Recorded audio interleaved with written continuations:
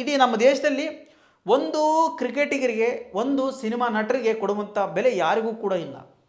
ಅವರು ಏನೂ ಸಾಧನೆ ಮಾಡಿರಂಗಿಲ್ಲ, ಮತ್ತು ಒಂದು ರಾಜ್ಯದ ಭಾಷೆದ ಪರವಾಗಿ ಹೋರಾಟಕ್ಕೆ ಬರಂಗಿಲ್ಲ, ಒಂದು ಅನ್ಯಾಯದ ವಿರುದ್ಧ ಧ್ವನಿ ಎತ್ತಂಗಿಲ್ಲ, ಒಂದು ತಮ್ಮದೇ ಆಗಿರುವಂತಹ ಶೈಲಿಯಲ್ಲಿ ಜನರಿಗೆ ಭಾಳಷ್ಟು ಉಪಕಾರವನ್ನು ಕೂಡ ಮಾಡಿರೋದಿಲ್ಲ. ಅವರು ತಮ್ಮದೇ ಆಗಿರುವಂಥ ವೈಭೋಗ ಜೀವನವನ್ನು ಮಾಡ್ತಾ ಇರ್ತಾರೆ.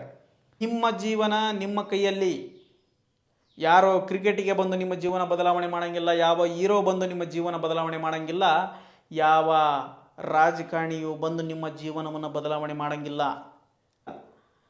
ನಾವು ಸತ್ತರೆ ನಮ್ಮ ಮನೆಯಲ್ಲಿ ಹೆಂಡರ ಮಕ್ಕಳ ಪರಿಸ್ಥಿತಿ ಏನಾಗಬಹುದು, ನನ್ನ ಅಕ್ಕ ತಂಗಿಯರ ಪರಿಸ್ಥಿತಿ ಏನಾಗಬಹುದು, ಇದರಿಂದ ನಾನು ಸಾಧಿಸುವುದೇನಿದೆ? ಒಂದು ಫೋಟೋ ಅಥವಾ ನೋಡಿದ್ದೇನೆ ಅಂತ ಸಂತೋಷ, ಟಿ ವಿಲೇ ನೋಡಿದ್ರೆ ಸಂತೋಷ ಸಿಗುತ್ತಲ್ವ ಮರೆಯ. ಭಾಳಷ್ಟು ಪ್ರಾಮುಖ್ಯತೆಯನ್ನು ನಟರಿಗೆ ಮತ್ತು ಕ್ರಿಕೆಟಿಗರಿಗೆ ಮತ್ತು ರಾಜಕಾರಣಿ ವ್ಯಕ್ತಿಗಳಿಗೆ ಕೊಡಬೇಡ್ರಿ. ನಿಮ್ಮ ಜೀವನ ನಿಮ್ಮಿಷ್ಟ. ನಿಮಗೇನಪ್ಪ ಅಷ್ಟು ಅಭಿಮಾನ ಇತ್ತ, ನಿಮ್ಗೆ ಅಷ್ಟೊಂದು ಆಸಕ್ತಿ ಇತ್ತ, ಒಂದು ಸಿನಿಮಾ ನೋಡ್ರಿ, ದುಡ್ಡು ಕೊಟ್ಟು ಒಂದು ಮನೋರಂಜನೆ ತಗೊಳ್ರಿ. ನಮಸ್ಕಾರ ಕರ್ನಾಟಕ. ಇವತ್ತು ಬಹಳ ತಡವಾಗಿ, ಅಂದರೆ ಒಂದು ವಿಷಯವನ್ನು ಗಂಭೀರವಾಗಿ ಚರ್ಚಿಸಿ ಎಲ್ಲರೂ ಹೇಳಿರ್ತಾರೆ, ಆ ವಿಷಯದ ಬಗ್ಗೆ ಎಲ್ಲರೂ ಕೂಡ ಹೇಳಿರ್ತಾರೆ. ಸೊ ಆ ವಿಷಯವನ್ನು ನಾನೊಂದಿಷ್ಟು ನನ್ನದೇ ಆದಂಥ ಒಂದು ವ್ಯತಿರಿಕ್ತ ರೀತಿಯಲ್ಲಿ ನನ್ನದೇ ಆಗಿರ್ತಕ್ಕಂಥ ಚಿಂತನೆಗಳೊಂದಿಗೆ, ಅದು ಸುಮ್ಮನೆ ಆ ಸಾವು ಯಾಕಾಯಿತು, ಯಾಕೆ ಆಗಿರ್ಬೇಕಾಗಿತ್ತು, ಇದು ಈಗಾಯಿತು, ಅದು ಈಗಾಯಿತು ಎನ್ನುವಂಥ ಚರ್ಚೆ ನನ್ನದಲ್ಲ. ನನ್ನ ವಿಷಯವಿಷ್ಟೇ, ಯಾವುದೇ ಒಂದು ಘಟನೆಗಳಿಗೂ ಯಾವುದೇ ಒಂದು ದುರ್ಘಟನೆಗಳಿಗೂ ಆ ಪರಿಣಾಮಗಳು ಯಾವ ರೀತಿಯಾಗಿರ್ತವೆ ಮತ್ತು ಅದಕ್ಕೆ ಕಾರಣಗಳು ಯಾವ ರೀತಿಯಾಗಿರ್ತವೆ. ಜನರು ಕೂಡ ಭಾಳಷ್ಟು ತಪ್ಪು ಮಾಡ್ತಾರೆ, ಮಾಧ್ಯಮಗಳು ಕೂಡ ಸ್ವಲ್ಪ ತಪ್ಪು ಮಾಡ್ತಾರೆ, ರಾಜಕಾರಣಿಗಳು ಕೂಡ ತಪ್ಪು ಮಾಡ್ತಾರೆ, ಎಲ್ಲರೂ ಕೂಡ ತಪ್ಪು ಮಾಡುವಂಥವ್ರೆ. ಇಲ್ಲಿ ಯಾವ ಒಬ್ಬ ವ್ಯಕ್ತಿಯೂ ಕೂಡ ಪರಿಪೂರ್ಣನಲ್ಲ. ಹಾಗಾಗಿ ನನ್ನದೇ ಆಗಿರುವಂಥ ವಿಚಾರಗಳನ್ನು ಹೇಳಿಕ್ಕೋಸ್ಕರ ನಾನು ಒಂದಷ್ಟು ಸಮಯವನ್ನು ತೆಗೆದುಕೊಳ್ತೇನೆ. ಸೊ ಹಾಗಾಗಿ ಇಲ್ಲಿ ಎಲ್ಲ ಸಮಯದಲ್ಲೂ ಎಲ್ಲ ಟಿ ವಿಲಿ ಒಂದು ವಿಚಾರ ನಾನು ಹೇಳ್ತಕ್ಕಂಥ ಹೋಗ್ತಿರುವಂಥದ್ದು ಒಂದು ನೇರ ವಿಚಾರ. ಟಿ ವಿ ಕೆ ಪಕ್ಷದ ಸಂಸ್ಥಾಪಕ ನಟ ದಳಪತಿ ವಿಜಯ್ ತಮಿಳುನಾಡಿನಲ್ಲಿ ಅಬ್ಬರದ ಭಾಷಣವನ್ನು ಮಾಡುತ್ತಾ ಇಡೀ ತಮಿಳುನಾಡಿನ ಜನರನ್ನು ಗಮನ ಸೆಳೆಯುತ್ತಿರುವಂತಹ ಏಕೈಕ ರಾಜಕಾರಣಿ ಮತ್ತು ಅದ್ಭುತವಾಗಿರುವಂಥ ನಟ. ತನ್ನದೇ ಆಗಿರುವಂತಹ ಒಂದು ಅಭಿಮಾನಿ ಬಳಗವನ್ನು ಹೊಂದಿರುವಂತಹ ಆತ ಈ ಸಮಾಜದಲ್ಲಿ ತನ್ನದೇ ಆಗಿರುವಂತಹ ಗುರುತನ್ನು ಮೂಡಿಸುವುದಕ್ಕಾಗಿ ಟಿ ವಿ ಕೆ ಎನ್ನುವಂತಹ ಒಂದು ಪಕ್ಷವನ್ನು ಸಂಸ್ಥಾಪನೆ ಮಾಡ್ತಾರೆ. ಸ್ಥಾಪನೆ ಮಾಡಿರುವಂಥ ಕಾರಣಕ್ಕಾಗಿ ಈಗ 2026ರಲ್ಲಿ ಅಲ್ಲಿ ಒಂದು ಚುನಾವಣೆ ಇದೆ, ವಿಧಾನಸಭೆ ಚುನಾವಣೆ ಇದೆ. ಆ ಚುನಾವಣೆ ಸಂದರ್ಭದಲ್ಲಿ ತಾನೂ ಕೂಡ ಒಬ್ಬ ರಾಜಕೀಯ ಪಕ್ಷದ ಮೇರು ನಟನಾಗಿ ಮತ್ತು ರಾಜಕೀಯ ಪಕ್ಷವನ್ನು ಗುರುತಿಸಿಕೊಳ್ಳುವಲ್ಲಿ ಹಾಗೂ ತನ್ನದೇ ಆಗಿರುವಂಥ ಪಕ್ಷವನ್ನು ಗೆಲ್ಲಿಸುವಂತಹ ಉದ್ದೇಶದಿಂದ ಎಲ್ಲ ಕಡೆ ರ್ಯಾಲಿಯನ್ನು ಕೂಡ ಮಾಡ್ತಾ ಇದ್ದಾರೆ. ಅಲ್ಲಿರುವಂತಹ ಸ್ಟಾಲಿನ್ ಪಕ್ಷಕ್ಕೂ ಮತ್ತು ಈಗ ನಡೆದಿರುವಂತಹ ಈ ಒಂದು ದುರ್ಘಟನೆಯಲ್ಲಿ, ಅಂದರೆ ಯಾವ ಕರೂರಿನಲ್ಲಿ ಒಂದು ಏರಿಯಾದಲ್ಲಿ ಅಥವಾ ಒಂದು ಸ್ಥಳದಲ್ಲಿ ರಾಜಕೀಯ ಪಕ್ಷದ ರ್ಯಾಲಿಯನ್ನು ಮಾಡುತ್ತಿರುವಂತಹ ಸಂದರ್ಭದಲ್ಲಿ 41 ಜನರು ಸಾವನ್ನು ಒಪ್ಪುತ್ತಾರೆ. ಅಲ್ಲಿ ಅಂದರೆ 41 ಜನ ದಾರುಣವಾಗಿ ಸಾವನ್ನು ಒಪ್ಪಿರುವಂಥದ್ದು ಬಹಳ ದುರದೃಷ್ಟಕರ ಸಂಗತಿ, ಬಹಳ ದುರಂತದ ಸಂಗತಿ ಅಂತೇಳಿ ಕರಿಬೋದು ನಾವು. 41 ಜನರ ಸಾವು ಬಹಳ ದುರಂತದ ಸಂಗತಿ. ಮತ್ತು ಅದಕ್ಕೆ ಕಾರಣಗಳೇನು, ಅದರ ಪರಿಣಾಮಗಳೇನು, ಇದರ ಮೇಲೆ ವಿಜಯ್ ಅವರಿಗೆ ಪರಿಣಾಮ ಬೀರುತ್ತಾ, ಅಥವಾ ಇದಕ್ಕೆ ನೇರವಾಗಿ ಸರ್ಕಾರವೇ ಕಾರಣಗಳ, ಅಥವಾ ಜನಸಮುದಾಯ ಎಷ್ಟು ಕಾರಣ, ಅಲ್ಲಿರುವಂತಹ ಮಾಧ್ಯಮಗಳು ಎಷ್ಟು ಕಾರಣ ಎನ್ನುವಂಥದ್ದು ನನ್ನ ಉದ್ದೇಶ. ಸೊ ಹಾಗೆ ಇಲ್ಲಿ ಒಂದು ವಿಚಾರವನ್ನು ತೆಗೆದುಕೊಳ್ರಿ ನೀವು. ಇಲ್ಲಿ ನಟ ವಿಜಯ್ ತನ್ನದೇ ಆಗಿರುವಂತಹ ರ್ಯಾಲಿ ಮಾಡುವಂತಹ ಸಂದರ್ಭದಲ್ಲಿ ಬೇರೆ ಜಾಗವನ್ನು ನಮಗೆ ಕೊಡಿ ಅಂತೇಳಿ ಸರ್ಕಾರಕ್ಕೆ ಒಂದು ಮನ್ನಣೆಯನ್ನು ತೆಗೆದುಕೊಂಡಿರ್ತಾರೆ. ಬಟ್ ಸರ್ಕಾರ ಅವರಿಗೆ ಬೇರೆ ಒಂದು ಕೊಟ್ಟಿರಂಗಿಲ್ಲ. ಅದಕ್ಕೆ ನೂರಾರು ಕಾರಣಗಳು ಹೇಳ್ತಾ ಇದ್ದಾರೆ. ಇವಾಗೆಲ್ಲ ದೊಡ್ಡವರು ನೂರಾರು ಕಾರಣಗಳು. ಅದರಲ್ಲಿ ಒಂದೇ ಒಂದು ವಿಚಾರ ನಾವು ಗಮನಿಸೋದಾದರೆ, ಅಲ್ಲಿ ಕೆಲವೊಂದಷ್ಟು ರಾಜಕೀಯ ಪಕ್ಷಗಳು ಬೇಕು ಅಂತಲೇ ಪಿತೂರಿ ಮಾಡಿದ್ದಾರೆ ಅನ್ನುವಂಥ ಮಾಹಿತಿ ಸಿಗ್ತಾ ಇದೆ. ಮತ್ತೊಂದೆಡೆ ಈ ವಿಜಯ್ ಅವರು ಬೆಳಗ್ಗೆನೇ 12 ಗಂಟೆಗೆ ಬರುತ್ತೇನೆ ಅಂತ ಹೇಳಿದ್ರು. ಅವರು ಬಂದಿರುವಂಥದ್ದು ಸಂಜೆ 6ಕ್ಕೆ. 6 ಗಂಟೆಗಳ ಕಾಲ ಜನ ನಿರಂತರವಾಗಿ ಕಾಯ್ತಿರುವಂಥದ್ದು, ಊಟ ಉಪಚಾರಗಳಿಲ್ಲದೆ, ನೀರುಗಳಿಲ್ಲದೆ, ವಿಶ್ರಾಂತಿ ಇಲ್ಲದೆ ಕಾದಿರುವಂಥದ್ದು ಬಹಳ ಮುಖ್ಯವಾಗಿರ್ತಕ್ಕಂಥ ಕಾರಣ ಈ ಸಾವಿಗೆ, ಈ ದುರ್ಘಟನೆಗೆ ಎನ್ನುವಂಥ ವಿಚಾರವನ್ನು ಕೂಡ ನಾವು ತಿಳಿದುಕೊಳ್ಬೋದು. ಇಲ್ಲಿ ಒಂದನ್ನು ಗಮನಿಸಿ, ಯಾವುದೇ ರಾಜಕೀಯ ಪಕ್ಷವಾಗಲಿ, ಯಾವುದೇ ರಾಜ್ಯದ ಬಹುಭಾಷಾ ನಟನಾಗಿರಲಿ ಅಥವಾ ರಾಜ್ಯದ ನಟನಾಗಿರಲಿ, ಅವರು ನಟನೆ ಮಾಡ್ತಾರೆ ಹೊರತಾಗಿ ನಿಮ್ಮನ್ಯಾರನ್ನು ಪೋಷಿಸುವಂತಹ ಮಹಾ ಆಡಳಿತ ವರ್ಗದ ರಾಜಕಾರಣಿ ಅವರು ಆಗಿರಂಗಿಲ್ಲ. ಮತ್ತೊಂದು ವಿಷಯ ತಿಳ್ಕೊಳ್ರಿ, ಯಾರ್ಯಾರ ಜೀವನ ಅವರವ್ರ ಜೀವನ ಅವ್ರು ನೋಡ್ಕೊಳ್ಳೋಕ್ಕೋಸ್ಕರ ಯಾವುದೋ ಒಂದು ದಾರಿಯನ್ನು ತೆಗೆದುಕೊಂಡಿರ್ತಾರೆ ಅವರಷ್ಟೇ. ಅವರ ಒಂದು ಪ್ರಭುತ್ವವನ್ನು ಬೆಳೆಸಿಕೊಳ್ಳಲು, ಅವರ ಒಂದು ರಾಜಕೀಯ ನಿರ್ಧಾರವನ್ನು ತೆಗೆದುಕೊಳ್ಳಲು, ಹಲವಾರು ರೀತಿಯಾಗಿ ತನ್ನದೇ ಆಗಿರುವಂಥ ವಿಚಾರಗಳಂತ ಸಿದ್ಧತೆ ಪಡಿಸಿಕೊಳ್ಳಲು ತಾವು ಮೇರು ನಟ ಅಥವಾ ತಾವು ಮೇರು ರಾಜಕೀಯ ಪಕ್ಷದ ವ್ಯಕ್ತಿ, ರಾಜಕೀಯ ವ್ಯಕ್ತಿ ಅನ್ನುವಂಥ ಹೇಳಿಸಿಕೊಳ್ಳೋದಕ್ಕೋಸ್ಕರ ಅವರೆಲ್ಲ ಅಂಥವೆಲ್ಲ ಮಾಡಿರ್ತಾರೆ. ಹುಚ್ಚ ಹಿಡಿದಂಥ ಜನಗಳು ಅಲ್ಲಿ ಆತನನ್ನ ಜೊತೆಗೆ ಹೋಗಿ ನಾವು ರ್ಯಾಲಿಗೆ ಹೋಗಿದ್ದೀವಿ, ಒಂದು ಫೋಟೋ ತಕ್ಕೊಂಡಿವಿ ಅಂತೇಳಿ ಎಲ್ಲರನ್ನ ತೋರಿಸಿ ಮೆಚ್ಚುಗೆಯನ್ನು ಪಡೀಲಿಕ್ಕೋಸ್ಕರ ಮಣ್ಣಲ್ಲಿ ಮಣ್ಣಾಗಿ ಮುಚ್ಚಿ ಹೋದರು. ಹುಚ್ಚ ಹಿಡಿದಿದೆ ಜನಕ್ಕೆ, ಹುಚ್ಚ ಹಿಡಿದು ಬಿಟ್ಟೈತಿ.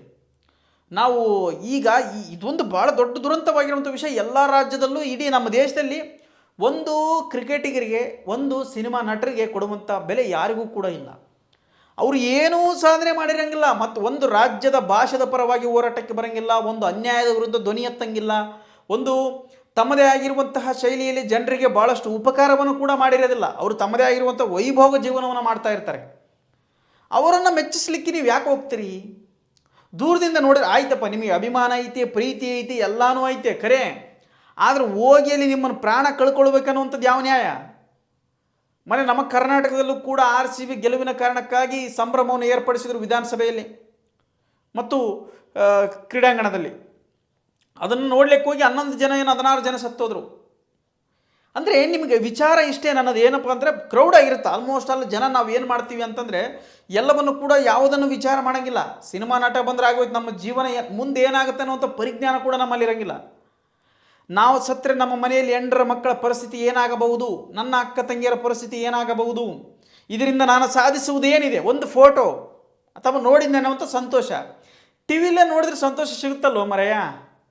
ನೀವು ಯಾಕೆ ಅಲ್ಲಿ ಇಲ್ಲಿ ಹೋಗಿ ಸಾಯ್ತೀರಿ ಅನ್ನೋ ಅಂತ ನನಗೆ ತಿಳ್ತಾ ಇಲ್ಲ. ನಿಮಗೆ ನೀರಿಲ್ಲದೆ ಕೂಳಿಲ್ಲದೆ ಅಲ್ಲಿ ಯಾವನೋ ತಳ್ಳಿರ್ತಾನೆ ಆ ಜನಸಂಖ್ಯೆಗಳ ಮಧ್ಯೆ, ಕಾಲಲ್ಲಿ ಚಪ್ಪಲಿ ಕೂಡ ಕಳ್ಕೊಂಡು, ದೇಹದಲ್ಲಿರುವಂತಹ ಮೂಳೆಗಳನ್ನು ಮುರ್ಕೊಂಡು, ಮೊಬೈಲ್ ಕಳ್ಕೊಂಡು, ಬೇಕಾದಷ್ಟು ದುಡ್ಡು ಕಳ್ಕೊಂಡು, ಜೀವನ ನೆಮ್ಮದಿ ಇರಲಾರ್ದು ನೋಡುವಂಥದ್ದು ಏನೈತೆ ಅನ್ನೋದು ನನ್ನ ಪ್ರಶ್ನೆ. ಈಗಾಗಿರುವಂಥದ್ದು ಕೂಡ ಅಷ್ಟೇ. ವಿಜಯ ರ್ಯಾಲಿಯಲ್ಲಿ ಸುಖ ಸುಮ್ಮನೆ 41 ಸಾವುಗಳು, ಅಲ್ಲಿ ಸಾವುಗಳು ಆಗ್ತವೆ ಅನ್ನುವಂಥ ಪರಿಣಾಮಕಾರಿ ವಿಚಾರ ಆ ಒಂದು ವಿಜಯವರಿಗೆ ಗೊತ್ತಿರಲಿಲ್ಲ. ಇದು ನಾವು ಮೆಚ್ಚಿಸ್ಲಿಕ್ಕೆ ಹೋಗಿ ಏನಾದರೂ ಆಗ್ಬೋದು ಅನ್ನುವಂಥ ಪರಿಜ್ಞಾನ ಇವ್ರಿಗೂ ಇರಲಿಲ್ಲ. ಅಲ್ಲಿ ಮಿನಿಮಮ್ 10,000 ಬರ್ತಾರೆ ಅಂತೇಳಿ ಜನ ಊಹೆ ಮಾಡಿದ್ರಂತೆ. ಅಲ್ಲಿ ಬಂದಿರುವಂಥದ್ದು 50,000, ಲಕ್ಷ, 2 ಲಕ್ಷ ಅಂತ ಇವರು ಮಾಧ್ಯಮದಲ್ಲಿ ಹೇಳ್ತಿದ್ದಾರಪ್ಪ. ಎಷ್ಟೋ ಏನೋ ಗೊತ್ತಿಲ್ಲ, ಇವಕ್ಕ ಒಂದು ಹೇಳಿದ್ರೆ 9 ಹೇಳಿಬಿಡ್ತಾವೆ. ನಾನು ಅದ್ರ ಬಗ್ಗೆ ಚರ್ಚೆ ಆಗಲಿ. ನಿಮಗೆ ಏನು ಹೇಳಕತ್ತೀನಪ್ಪ ಅಂದ್ರೆ, ಭಾಳಷ್ಟು ಪ್ರಾಮುಖ್ಯತೆಯನ್ನು ನಟರಿಗೆ ಮತ್ತು ಕ್ರಿಕೆಟಿಗರಿಗೆ ಮತ್ತು ರಾಜಕಾರಣಿ ವ್ಯಕ್ತಿಗಳಿಗೆ ಕೊಡಬೇಡ್ರಿ. ನಿಮ್ಮ ಜೀವನ ನಿಮ್ಮಿಷ್ಟ. ನಿಮಗೇನಪ್ಪ ಅಷ್ಟು ಅಭಿಮಾನ ಇತ್ತ, ನಿಮ್ಗೆ ಅಷ್ಟೊಂದು ಆಸಕ್ತಿ ಇತ್ತ, ಒಂದು ಸಿನಿಮಾ ನೋಡ್ರಿ, ದುಡ್ಡು ಕೊಟ್ಟು ಒಂದು ಮನೋರಂಜನೆ ತಗೊಳ್ರಿ. ಇಲ್ಲಪ್ಪ ದುಡ್ಡು ಕೊಟ್ಟು ನಿಮಗೆ ಅಭಿಮಾನ ಪ್ರೀತಿ ಮನೆಗೆ ಹೋಗ್ರಿ, ಭೇಟಿ ಆಗ್ರಿ, ಇಲ್ಲ ಸಿನಿಮಾ ಸೆಟ್ಗೆ ಹೋಗ್ರಿ, ಅವ್ರು ಎಲ್ಲ ನಿರ್ತಾರೆ, ಅವ್ರು ನಿಮ್ಮ ಭೇಟಿ ಆಗ್ಬೇಕಂದ್ರೆ. ಅಂತಹ ಒಂದು ರ್ಯಾಲಿಗಳಲ್ಲಿ ಇಲ್ಲೇ ನಮ್ಮ ಉದಾಹರಣೆಯಾಗಿ ನಮ್ಮ ಕರ್ನಾಟಕದಲ್ಲಿ ಕೂಡ ತೊಗೊಂಡ್ರೆ ನೀವು ದರ್ಶನ್ ಅವರು ಜೈಲಿಗೆ ಹೋಗುವಂಥ ಸಂದರ್ಭದಲ್ಲಿ ಕೂಡ ಆ ಗಾಡಿಗಳಿಗೆ ಅಡ್ಡಲಾಗಿ ನಿಲ್ಲುವಂಥದ್ದು, ಆ ಹೋರಾಟವನ್ನು ಮಾಡುವಂಥದ್ದು, ಆ ಪೊಲೀಸ್ ಸ್ಟೇಷನ್ ಎದುರುಗಡೆಗೆ ಜನಸಂದಣಿ ಬಂದಿರುವಂಥದ್ದು, ಅಲ್ಲಿ ಲಾಠಿ ಚಾರ್ಜ್ ಮಾಡಿಬಿಟ್ರೆ ಎಲ್ಲ ಬಸ್ಸು ಮೇಲೆ ಅವ್ರ ಮೇಲೆ ಅವರು ಬಿದ್ದು ಸತ್ತು ಹೋಗ್ತಾರೆ. ಈ ಹಿಂದೆ ಯಶ್ ಅವರ ಅಭಿಮಾನಿ ಕೂಡ ಹುಟ್ಟುಹಬ್ಬದ ದಿನ ಅದೇನು ಎಣ್ಣೆ ಸುಟ್ಕೊಂಡು ಸತ್ತ, ಅವನು ಕೂಡ ಏನಾಯ್ತು ಅವನಿಗೂ. ಅಂದರೆ ಸಿನಿಮಾ ನಟರಿಗೆ, ನೀವು ರಾಜಕಾರಣಿಗಳಿಗೆ, ಒಂದು ಕ್ರಿಕೆಟಿಗರಿಗೆ ಎಷ್ಟು ಮನಸ್ಸು ಓತಿ ಬಿಟ್ರಪ್ಪ ಅಂದರೆ ಇಡೀ ದೇಶದಲ್ಲಿ ಏನೇ ಅನಾಹುತಗಳಾದರೂ ಕೂಡ ಕೆಲವೊಂದಷ್ಟು ಮಟ್ಟಿಗೆ ಅವರಿಂದಲೇ ಆಗ್ತಿದ್ದೇವೆ ಅನ್ನುವಂಥದ್ದು ನನ್ನ ವಾದ. ಅದರಲ್ಲಿ ಜನಸಮುದಾಯದು ಕೂಡ ತಪ್ಪಿದೆ. ಇವು ಮಾಧ್ಯಮಗಳು ಎಲ್ಲ ಆಗಿಗಿನ ಮುಂಚೆ ಹೇಳ್ಬೇಕಲ್ಲ, ನೀವು ಮಾಧ್ಯಮಗಳು ಅಲ್ಲಿ ತೊಂದರೆ ಆಗುತ್ತಾ, ಹೋಗಬೇಡಿ ಅಂತ ಮೆಸೇಜ್ ಕೊಡಬೇಕು. ನೀವು ಕೊಡಲ್ಲ. ಅವ್ರು ಎಲ್ಲ ಆದಮೇಲೆ ಹಿಂಗೆ ಆಗಬಾರ್ದಾಗಿತ್ತು, ಈ ಪಕ್ಷ ಇದಕ್ಕೆ ಬಂತು, ಈ ಪಕ್ಷ ಹಿಂಗೆ ಮಾಡ್ತು, ಈ ಪಕ್ಷ ಹಿಂಗೆ ಮಾತಾಡ್ತಾರೆ, ಮತ್ತು ಅದ್ರಾಗ ಒಂದು ರಾಜಕೀಯ ಬೆಳೆಸಿ ಅವ್ರ ಬೆಳೆಯನ್ನು ಬೇಯಿಸ್ಕೊಂಡ್ಬಿಡ್ತಾವೆ. ನನ್ನಲ್ಲಿರ್ತಕ್ಕಂಥದ್ದು ಒಂದೇ ಮನವಿ, ನಿಮ್ಮ ಜೀವನ ನಿಮ್ಮ ಕೈಯಲ್ಲಿ. ಯಾರೋ ಕ್ರಿಕೆಟಿಗೆ ಬಂದು ನಿಮ್ಮ ಜೀವನ ಬದಲಾವಣೆ ಮಾಡೋಂಗಿಲ್ಲ, ಯಾವ ಹೀರೋ ಬಂದು ನಿಮ್ಮ ಜೀವನ ಬದಲಾವಣೆ ಮಾಡೋಂಗಿಲ್ಲ, ಯಾವ ರಾಜಕಾರಣಿಯು ಬಂದು ನಿಮ್ಮ ಜೀವನವನ್ನು ಬದಲಾವಣೆ ಮಾಡೋಂಗಿಲ್ಲ. ಇದನ್ನು ಅರಿತುಕೊಂಡು ಜೀವನ ಸಾಗಿಸುವಂಥದ್ದು ಬಹಳ ಮುಖ್ಯ. ಅರ್ಥ ಮಾಡ್ಕೊಳ್ರಿ. ಯಾವುದೇ ದೊಡ್ಡ ದೊಡ್ಡ ಹೀರೋಗಳು ಯಾರೇ ಬಂದರೂ ಕೂಡ ನಿಮ್ಮ ಮನೇಲಿ ನೀವು ಇರ್ರಿ, ಯಾರೇ ಕ್ರಿಕೆಟಿಗೆ ಬಂದರೂ ಕೂಡ ನಿಮ್ಮ ಮನೇಲಿ ಇರ್ರಿ, ಯಾರೇ ನಟ ಬಂದರೂ ಕೂಡ ನಿಮ್ಮ ಮನೇಲಿ ಇರ್ರಿ. ಇಷ್ಟು ಮಾಡಿರಿ. ದೂರದಿಂದ ನೋಡಿರಿ. ಟಿ ವಿ ಒಳಗೆ ಬೇಕಾದಂಗೆ ತೋರಿಸ್ತಾರೆ. ಅವ್ರು ಎಲ್ಲಿ ಫೇಮಸ್ ಅದಾರೆ ಅಂದ್ರೆ ಅವ್ರು ಏನೇ ಮಾಡಿದ್ರು ತೋರಿಸ್ತಾರೆ. ಅವ್ರು ಬಾತ್ರೂಮ್ಗೆ ಹೋದ್ರು ತೋರಿಸ್ತಾರೆ, ಹೆಂಡ್ರ ಜೊತೆಗೆ ಮದುವೆ ಆದರೂ ತೋರಿಸ್ತಾರೆ, ಗಾಡಿ ಮ್ಯಾಗ ಹೊರಗೆ ಹೋದ್ರು ತೋರಿಸ್ತಾರೆ. ಎಲ್ಲಿ ಹೋದ್ರೂ ಮಾಧ್ಯಮಗಳಿಗೆ ಏನೂ ಕೆಲಸ ಇಲ್ಲ ಅನ್ನೋದು ನಿಮ್ಗೆ ಗೊತ್ತಾಗ್ಬಿಡುತ್ತೆ ಆಲ್ರೆಡಿ. ಅವ್ರು ಎಲ್ಲವನ್ನು ತೋರಿಸ್ತಾ ಇರ್ತಾರೆ. ನೀವೇನು ತಲೆ ಕೆಡಿಸ್ಕೊಳ್ಳೋಕೆ ಹೋಗ್ಬೇಡ್ರಿ. ತೋರಿಸ್ತಾರೆ, ಬಟ್ ಮನೇಲಿ ಕೂತ್ಕೊಂಡು ನೋಡಿರಿ. ಹೋಗಿ ಕುಟುಂಬಕ್ಕೆ ಒಂದು ರೀತಿಯ ತೊಂದರೆ ಸಿಲುಕಿಸ್ಬೇಡ್ರಿ. ನೀವು ಹೋಗಿರ್ತೀರಿ, ನೀವೇನಾದರೂ ಸತ್ತು ಹೋದರೆ ಅಲ್ಲಿರುವಂಥ ನಿಮ್ಮನ್ನೇ ನಂಬಿಕೊಂಡಿರುವಂಥ ಎಷ್ಟೋ ಒಂದು ಕುಟುಂಬಗಳು ಬೀದಿ ಪಾಲಾಗ್ತವೆ.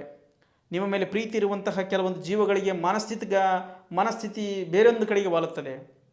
ಅಥವಾ ನಿಮ್ಮನ್ನು ನಂಬಿರುವಂತಹ ಒಂದು ಕುಟುಂಬಗಳು ಬೀದಿ ಪಾಲಾಗುವಂಥದ್ದು, ಅಥವಾ ಅನೇಕ ರೀತಿಯಲ್ಲಿ ಹುಚ್ಚರಾಗಿಬಿಡ್ತಾರೆ. ಕೆಲವು ಪ್ರೀತಿ ತಂದೆ ತಾಯಿಗಳು ಮಕ್ಕಳ ಮೇಲೆ ಭಾಳಷ್ಟು ಪ್ರೀತಿಯನ್ನು ಇಟ್ಕೊಂಡಿರ್ತಾರೆ. ಆ ನೊಂದು ನೊಂದು ಕೊರಗಿ ಕೊರಗಿ ಅದೇ ತಮ್ಮ ಜೀವನವನ್ನು ಹಾಳು ಮಾಡ್ಕೊಂಡ್ಬಿಡ್ತಾರೆ. ಸೊ ಹಂಗಾಗಿ ವಿಚಾರವನ್ನು ಮಾಡಿರಿ. ಏನೂ ಮಾಡೋಕ್ಕೆ ಬರೋಂಗಿಲ್ಲ. ಈಗ ನಿಮಗೆ ಹೇಳ್ಬೋದು ಅಷ್ಟೇ, ನೀವು ತಿಳ್ಕೊಳಂಗಿಲ್ಲ, ಸುಮ್ಮನೆ ಕೇಳ್ತೀರಿ ಅಷ್ಟೇ, ಇದು ಮಾಡ್ತೀರಿ. ಬಟ್ ಅದನ್ನು ಮನಸ್ಸಲ್ಲಿ ಇಟ್ಕೊಳ್ರಿ ಅನ್ನೋದಷ್ಟೇ ನನ್ನ ವಾದ. ಅದು ಬಿಟ್ಟು ಬೇರೆ ಏನಿಲ್ಲ. ಸಿನಿಮಾ ನಟರಿಗೆ ಭಾಳಷ್ಟು ವ್ಯಾಲ್ಯೂ ಕೊಡಬೇಡ್ರಿ, ನಿಮ್ಮ ಜೀವನ ನಿಮ್ಮ ಕೈಯಲ್ಲಿ ಇಟ್ಕೋರಿ, ರ್ಯಾಲಿಗಳಿಗೆ ದೊಡ್ಡ ದೊಡ್ಡ ರ್ಯಾಲಿಗಳಿಗೆ ಹೋಗ್ಬೇಡ್ರಿ ಅನ್ನೋದಷ್ಟೇ ನನ್ನ ವಾದ. ಇಷ್ಟು ಇದರಲ್ಲಿ ಏನಾದರೂ ತಪ್ಪಿದರೆ ಒಂದಷ್ಟು ಕಮೆಂಟ್ಗಳ ಮುಖಾಂತರ ಮೂಲಕ ನಮ್ಮನ್ನು ಪ್ರಶ್ನಿಸ್ಬೋದು. ನಾನು ಪ್ರತಿಕ್ರಿಯೆಯನ್ನು ಕೊಡ್ತೀನಿ. ಧನ್ಯವಾದ.